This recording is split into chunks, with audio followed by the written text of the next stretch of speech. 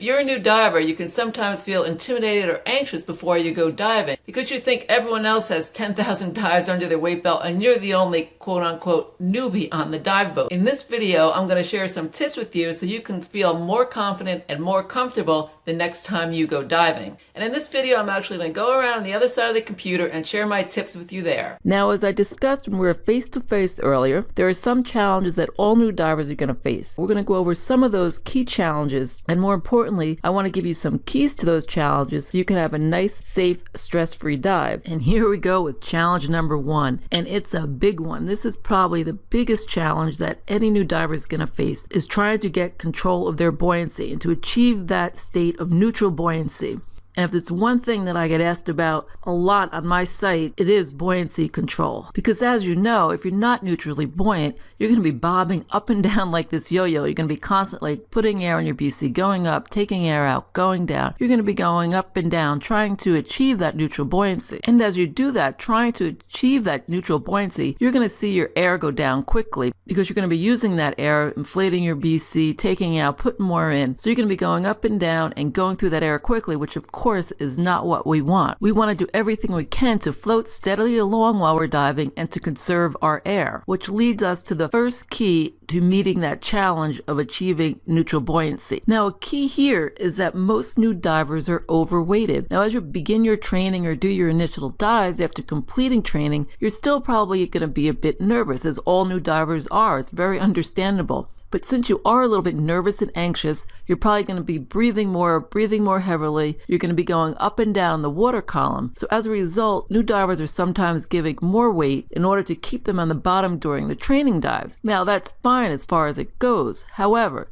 the problem does arise that if the amount of weight isn't adjusted once you are more comfortable as you dive, you're going to be overweighted. Because once you are a little bit more comfortable in the water, you tend to need less weight.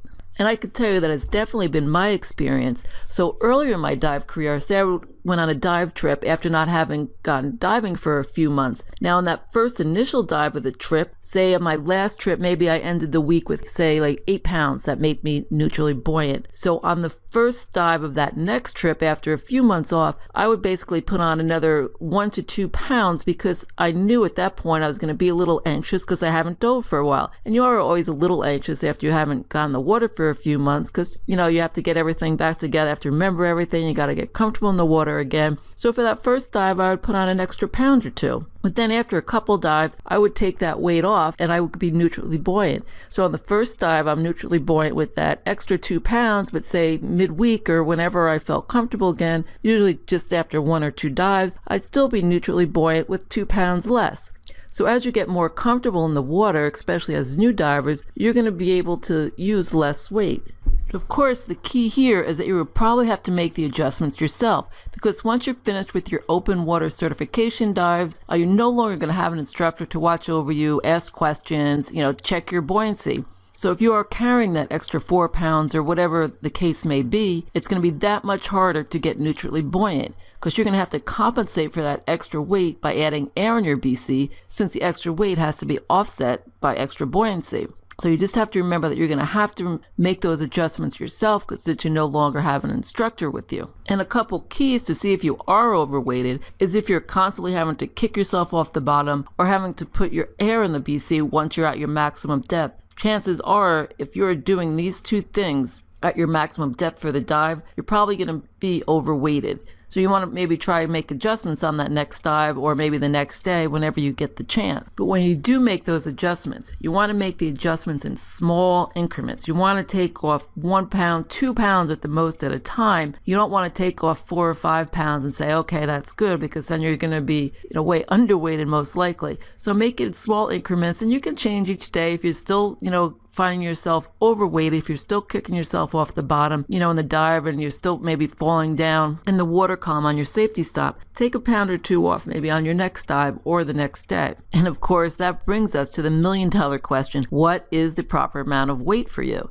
And of course, the answer is, it depends. I mean, the same diver could be wearing different amount of weight. It depends on what equipment you're going to be using, what accessories you're carrying, what type of wetsuit you're wearing, the size tank, or there are a lot of variables that can affect the amount of weight that you're going to be carrying. However, what you want to do is determine a beginning amount of weight based on your basic setup of what you usually dive with, and then you could adjust for the above factors if you have a different setup on another dive. Now, the most common and largest adjustment you're going to have to make for your weight is basically going to probably be your wetsuit. So in general, a new wetsuit has 2 to 3 pounds, give or take, of buoyancy for every millimeter of thickness. So if you're wearing a thin tropical suit, that could be less than 2 pounds of buoyancy, whereas if you're wearing a thick cold water suit, you could have closer to 20 pounds of buoyancy. So obviously there's a huge range, and you're going to have to account for this with your weight. Now, normally I don't get that cold. Sometimes I wear a wetsuit, but not usually. And quite a few years ago, we were in the Bahamas, and we weren't planning on diving. It was a short trip, but once we were down there, we decided to do a couple dives. We didn't bring any of our equipment, so I rented a shorty wetsuit, and I wasn't sure what that should be as far as to compensate for the weight of that wetsuit. So basically I just asked the dive master, and he said I should put on about an extra 5 pounds of weight to my normal weight to compensate for the wetsuit that I was wearing. And I did do that. Now, I did the first dive with the extra 5 pounds on, and I felt I was a little bit overweighted, but not too bad. But then the next dive, I took off an extra pound. So I had 4 pounds over what my normal weight was for the shorty wetsuit. And I felt fine during the second dive. I didn't have to add too much air during the dive, and I was fine at the safety stop. So I just made a note of it, for the next time I wear a shorty,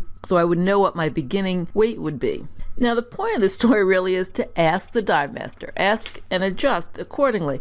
Don't be afraid to ask the dive team or the dive master, whoever you are with, for the recommendations. I mean, that's what they're there for, and they're glad to help. So if you're unsure how much weight you'll need, or even how much weight you should start out with, say you didn't write it down, you haven't been diving in a while, just ask for their opinion. I mean, they're professionals, and that's what they're trained to do. So you might as well take advantage of it. After all, you are paying them too. So even if you feel a little bit embarrassed asking because it seems like everyone else knows what they're doing, don't worry. Chances are some of the divers are asking the same questions, and some are in the same boat as you. But even if you're the only one asking questions, don't worry about it. It's just going to make you a better diver. Better to think that this dive master has you going in at 13 pounds rather than, you going in at your 15 pounds or whatever it may be, and constantly having to add air to your BC. So if you don't have a good place to start, all you have to do is just ask, and that'll give you a good starting point. Because these dive masters have probably seen hundreds of divers, and so they're used to making recommendations. If you ever got on a dive boat, sometimes you'll just get up there to the dive master. He'll look at you, as they're giving out weights and say, okay, you need probably 8 pounds of weight, and you need about 15 pounds of weight, whatever it may be. But just the point is that they're used to it, so just go up there and ask them if you're not sure what you should really start out with. Now, ideally, new divers should do frequent buoyancy checks to make sure they're carrying the correct amount of weight. Now, at a buoyancy check, as a starting point, usually begin with the full tank of air and a fully deflated BC.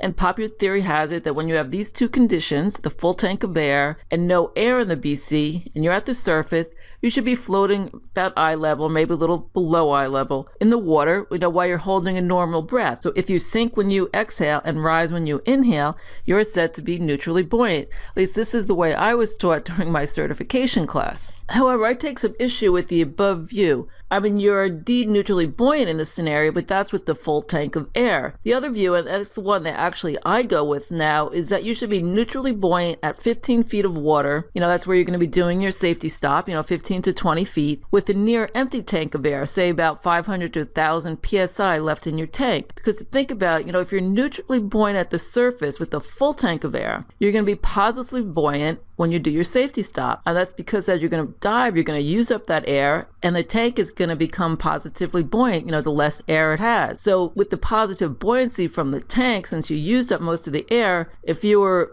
neutrally buoyant at the surface with the full tank, you're going to be underweighted at your safety stop, and you're going to have trouble maintaining your depth at that safety stop, which obviously is not what we want. I'll be the guinea pig here, because when I first started diving, that's how I was taught. You're going to be neutrally buoyant. I had a full tank of air. First dives I'm doing, I couldn't understand why I was having so much trouble staying at the safety stop. I had no trouble, while I'm deep during the dive, but I did have problems staying at the 15 feet. So if there was a line, I would hold on to that. I'd grab it to make sure I didn't float up above 15 feet, or I held on to my husband. Lucky him. I'm sure he loved that. Or I would constantly kick down or, move around to stay at that 15 feet. And I'm sure you've probably seen people, or maybe you do this yourself, and I can remember doing it very clearly and lots of dives. And then I finally came to realize what the problem was. I was neutrally buoyant at the surface, but I was positively buoyant with that empty tank of air at the safety stop. So what I did, obviously, then I added some extra weight to compensate for the positive buoyancy of the tank. And then after that, I was able to maintain my depth. And I'll tell you, it makes such a big difference. It's so much more fun and much less stressful to be able to stay at that 15 feet at your safety stop. So on your next dive, if you're having problems getting neutrally buoyant, try and do a buoyancy check. And it's a good idea to do a buoyancy check every once in a while anyway. So what you want to do for your buoyancy check, I would recommend you go at the surface with your normal amount of weight, and you want to do it with a near empty tank, about the 500 to 1000 psi. So maybe you can do it after you surface from your dive, so that way you're going to have a partway empty tank. Just take a normal breath. You're going to have no air in your BC. And then if you start to sink, hopefully slowly, you're going to be slightly negative buoyant. And if you're floating at eye level, basically you're pretty much neutrally buoyant, which is great. But if you're a little bit higher in the water, then you're positively buoyant. So then you can just adjust the weights that you needed. Remember just to do it in small increments. Do a pound or two at a time.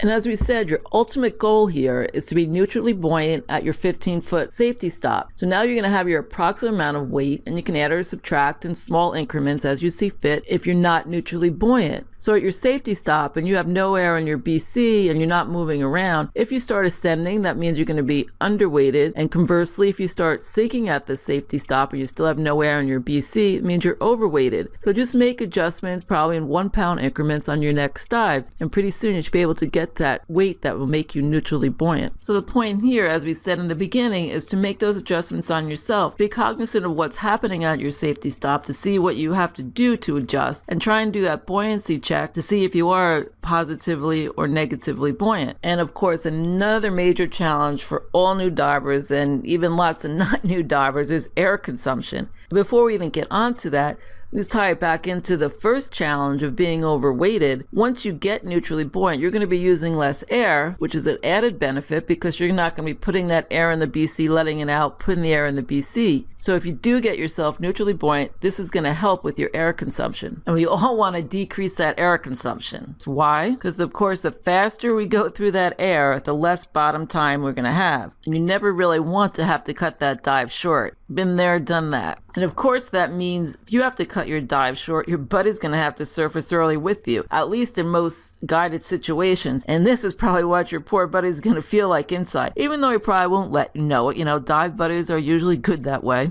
And of course, you're going to miss some sights underwater, possibly if you're cutting that dive short. Just as you go up to the boat, you know, that's when that manta ray is going to go by. And then, of course, you can always be stuck on that boat. If you're up there early and you have to wait for other divers to come in, it's no fun sitting up there on that hot boat waiting for other divers to surface. And of course, you can always be worried about that newbie pin, the dreaded newbie pin. I know I was always worried about being tagged as a newbie when I first started diving, but I'll say here and now, don't be embarrassed and don't worry about it. Everyone was a new diver once and they were in your shoes, so even if you do have to cut your dive short, don't stress out about it. I know it's easier said than done, but obviously you're going to want to work on it. Don't be concerned about the other divers or what they think. We're going to try and improve your air consumption here. And that first key here that we're going to discuss for decreasing your air consumption is to stop moving and streamline. I'm going to repeat that. Stop moving and streamline. Okay, I know it's 2 keys, but we're going to count it as 1. So in order to do that, I want you to think of your body in blocks, basically. Approach it as blocks. When you're thinking of what you can do to improve your air consumption,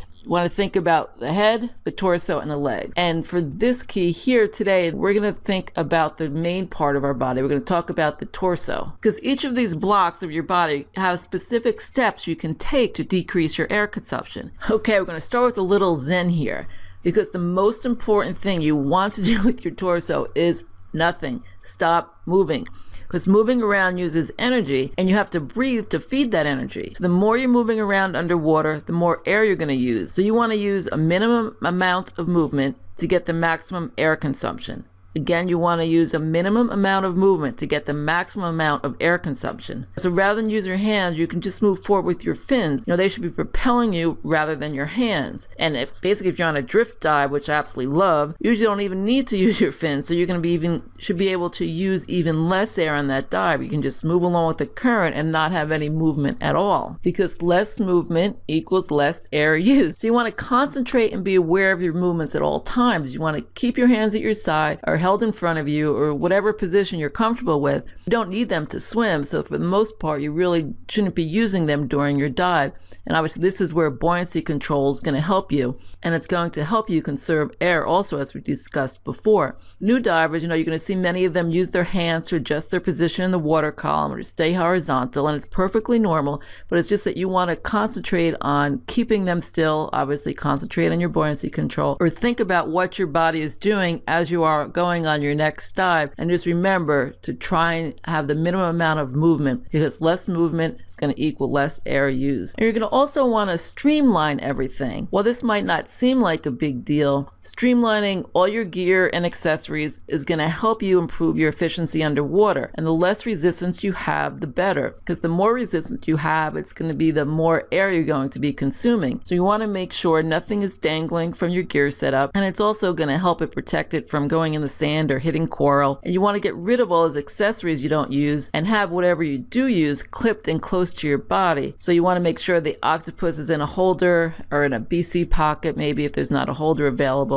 You want to clip your gauges to your BC so they don't dangle. And you want to put that dive light, the slate, whatever, in your pockets, or have them clipped closely to your body, because the less drag, the better. Okay, so it's just a little fun cartoon here, but you get the idea. If you aren't using that piece of gear, don't bring with you. Especially as a newer diver, you really want to start simple. So you have less to concentrate on, less to worry about. You just want to bring the basic stuff with you. Maybe you want a dive light. If you're going to have some overhangs you can look into to bring out the colors. But the less you have as a new diver, the less you have to concentrate on, the better it's going to be. That way you can concentrate more on your movements and your buoyancy control. One way you might want to think about as you're underwater, think of be the torpedo. Be the torpedo. Everything is sleek, trim, straight, horizontal. There's nothing hanging off of it. So maybe when you're underwater next time, think of that. Think of that torpedo. It may just give you that little jog in your memory to get yourself nice and streamlined to help you with that air consumption. You want to make yourself look like that torpedo. So just concentrate on moving along, and you'll probably get to that torpedo position sooner than you think. So that brings us to our next challenge, and that is equalizing. Now, many divers have problems equalizing.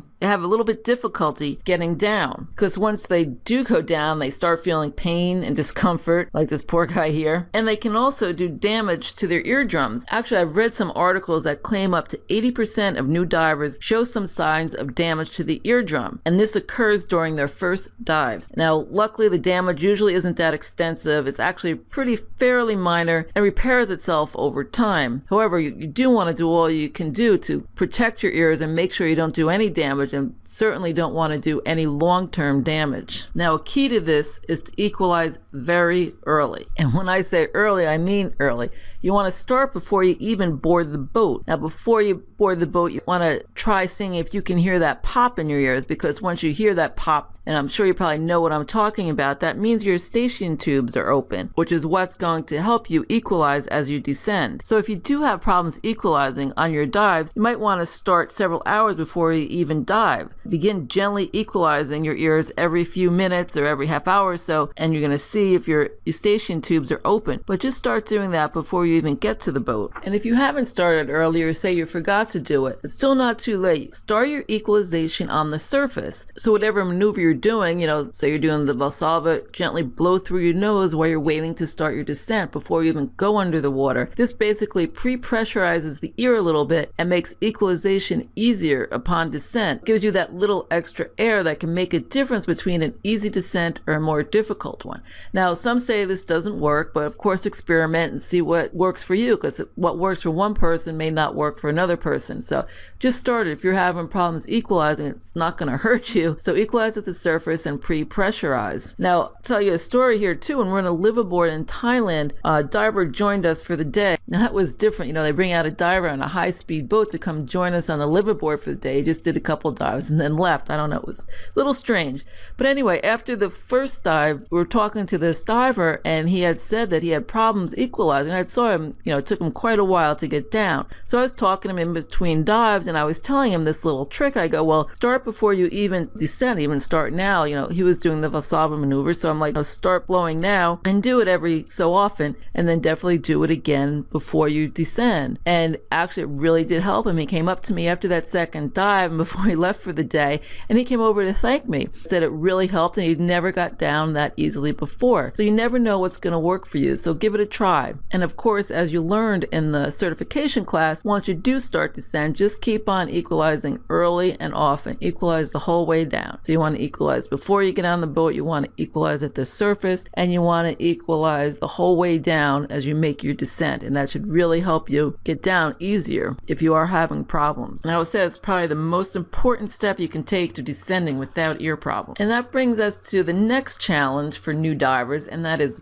boat diving. Now, boat diving is a source of stress for a lot of new divers, me included. I remember being stressed out before my first few boat dives because I wasn't familiar with the procedures. And there can be a lot of activity on the dive boat prior to leaving to the dock and even when you're out there. And it seems like everyone knows exactly what they're doing except for you. So those first few times you're on the dive boat, it can be a bit intimidating. So I actually want to give you 2 tips here for boat diving. The one, it's going to help you feel better and more relaxed and have a much less stressful dive. And the other one, it's going to help you score points with other divers on the boat. And who doesn't want that? So the first early we're going to discuss here is early to the dive shop. If the dive shop says to be there at 8 o'clock sharp, please try and be there at 8 o'clock sharp. You're going to have to fill out forms. You probably have to show your certification card. You're going to have to get fitted for equipment if you're rented, etc., etc. So if you're late, the boat's going to be held up and you're going to hold up other divers. And you really don't want to do that. You don't want to start out inconveniencing other people. You just really do want to be a considerate diver. But also, it's more for you than the other divers, because being early or on time is going to give you ample time to get everything ready, to get your gear, get situated, get to the dive boat. And the earlier you are, the more relaxed you're going to be and the less stressed you're going to be. So you really want to get there early, and you want to be one of these people waiting here. Actually, that's my husband Tim, my girlfriend May, waiting to get out on the dive boat. Get everything together, you take a breather and just hang out before you get on the boat. And the second early we want to discuss is your gear. You want to assemble your gear early. Of course, this depends on the dive boat. Some dive boats don't want you on the boat early, don't want you to touch your gear until you're out. So it all depends on whatever the dive boat procedures are. But if at all possible, I would try and assemble gear early. I like to have my gear assembled at the dock so that I can just relax on the trip out to the dive site. And that way also, if the water is rough, you don't have to contend with a rocking boat trying to get all your stuff together. And another advantage of assembling your gear early is you're going to know something's wrong. If you have a low fill, if you're missing an O-ring, or you hear a hiss coming out, there's something's going to be wrong while you're at the dock, and you can take care of it. Now, sometimes dive crew is going to assemble your gear, which is fine, but I would also recommend if the dive crew does assemble your gear, you want to check it. You never know. Obviously, they know what they're doing, but you also want to know what they're doing. You want to know that everything is together, and it's a good review for you too. So either way, if they do assemble it, check it yourself. And if you can assemble it early, as long as the dive boat procedures allow that. And the next early I want to talk about is suiting up. You notice a theme here, the early. Obviously, it depends on the length of the boat trip. If the dive site is 5 minutes out, you might want to suit up at the dock. But if you're in the open boat, obviously, and it's hot weather, you might want to hold off putting on that wetsuit until you get closer to the site, especially if you have a long boat ride. And the dive master is usually going to give you a signal to start getting dressed as you approach the dive site. You can ask them before you even leave the dock about how long of a ride is it, as the dive master or the boat captain. So that way you have some idea of what you can do, and you can just relax. Say if it's a 45-minute boat ride, you can relax for at least 30 minutes. Don't have to worry about anything. I always ask, if they don't say, before we get how long it is, I always ask how much it is. So I know I can just sit and hang out until we get close to the dive site. I know about what time then to to suit up, because then once you are suited up, you're going to have your gear ready, you're suited up. All you have to do is sit down, put your gear on. You're going to have plenty of time to think about the dive, relax, get your breath, and get ready to hit that water, because you don't want to be rushing about. And the last thing you want to do is hit that water after you're rushing about. You're probably going to make a mistake with something if you are in a rush state of panic and you're not going to be ready to descend with the group. So just do everything early. It's not that difficult, and it's going to make a big difference on your dive. And another tip for boat diving, so you can score points with those other divers and actually make your life easier, is to be as compact as possible. You don't want to have all your gear spread out all over the benches, because you want to take up as small an area as you can, and it's going to help protect your gear, and it's going to be out of the way of other divers, and they will definitely appreciate it. A lot of times you get on these dive boats, it can be very crowded and you're just lined up one by one, so you want to try and keep everything as compact as possible. So if you have your gear all set up, one thing you can also do to even take up less space is to make sure the BC is deflated. Put your gauges inside the BC and then Velcro it. So that's going to be all stuck in nice and tight, and it's not going to be taking up any room or getting the room of other divers, and it's also going to protect your gauge. And other divers are going to appreciate that. And to stay as compact as possible, you're going to want to put your gear in a bag or organize if you don't have one. But I do highly recommend getting a gear bag. Not one of those big, huge things you don't want to take on the dive boat. If you took it on the plane, you don't want to take that same type of luggage that you take on a plane if you have a big gear bag. I would recommend just like a mesh bag, and that can hold most of your dive gear, and that way you can just put it all in there, keep it organized, and keep it all in one spot. And it doesn't take up much room, and it keeps everything out of the way. Personally, I use a blue mesh bag. Been using it for years, and it doesn't have to be expensive. It's just a cheap little thing. It just has one zipper pocket at the end, but it holds everything except our BC. I think I actually wear our BC over the shoulder when we go into the dive boat, but that's no big deal. But it holds everything else, and it doesn't take up any room, and it's a nice cheap bag, and we've gotten many years of use out of it so far. And once you do get on, I want to just give you the hint to store that gear and the weights under your seat. Usually you get on a dive boat, they're going to assign you a spot, they're going to lead you over to a tank, and you want to put that stuff under the seat if you're not assembling it before you leave. And especially anything like weights or your tanks, you're going to make sure those tanks are bungeed in, and don't put the weights on the seat, because obviously they could fall off and hit someone in the toe, and you're going to have one very unhappy diver. No one wants that. If you want more tips like these, just click here and check out Confident New Diver, my complete video training course for beginning divers.